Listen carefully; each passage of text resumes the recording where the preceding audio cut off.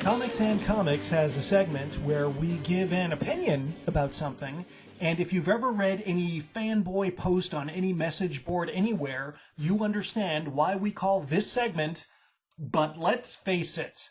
Geeks have permeated our culture. Hot geek properties are snatched up by Hollywood today like spice on Arrakis.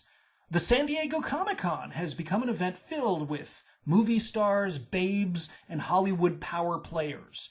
Gone is much of the stigma of being a geek, and in many ways we are truly seeing a revenge of the nerds. But let's face it, most of the people out there calling themselves geeks today are complete and utter posers who must be stopped. Much in the way that a Skrull impersonating a cow cannot yield untainted milk, these so-called geeks can be distinguished from the real thing. Just talk to them and you can tell they're a little short for a stormtrooper. The main difference is that these people lack the social awkwardness required to immerse yourself in fandom to the point where the label is meaningful. They have not defeated King Snur Ironbelly armed only with 20-sided die. They have not savored the victory of a mislabeled auction on eBay after years of uninterrupted searching. They didn't lock themselves into a room for weeks after John Byrne left the X-Men. These people were at the prom, and why should they be allowed to join the AV club without knowing how to use the equipment? And I don't mean that figuratively. But still, I'm being ambiguous here. I mean, who are the true geeks? Who gets to make that call?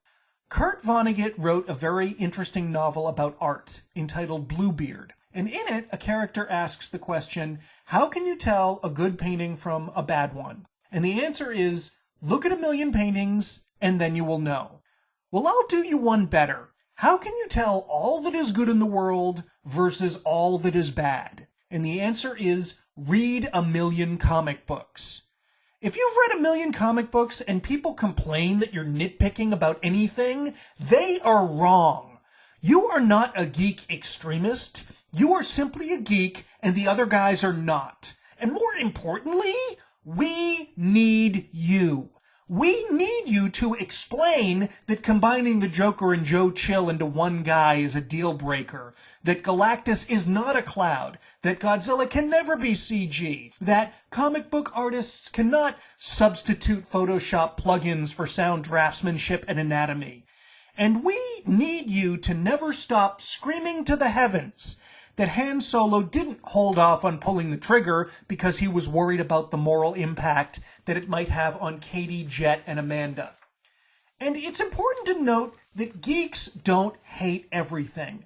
Fan is a big part of fanboy, and the things that you hate are in stark contrast to the many, many things that you love.